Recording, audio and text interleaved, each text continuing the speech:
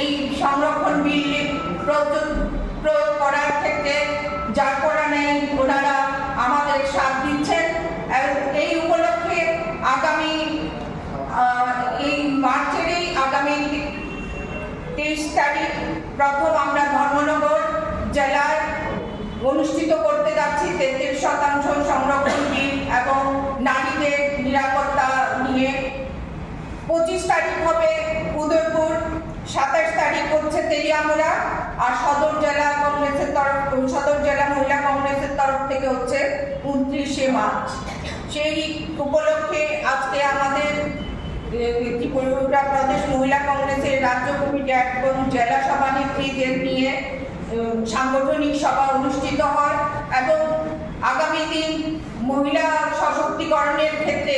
ত্রিপুরা প্রদেশ মহিলা কংগ্রেস সারা ত্রিপুরা রাজ্য জুড়ে বিক্ষোভ প্রদর্শন কর্মসূচি হাতে নিয়েছে এবং মহিলারা যেভাবে নিপীড়িত এবং লাঞ্ছিত এবং ধর্ষিত হচ্ছে তার বিরুদ্ধে রুখে দাঁড়াবে ত্রিপুরা প্রদেশ মহিলা কংগ্রেস। আর যে মহিলা প্রকল্প যেমন মিড ডে মিল কর্মী, আশা কর্মী এবং অঙ্গনওয়াড়ি কর্মীরা যে হারে যে দেশে এবং রাজ্যে মূল্যবৃদ্ধি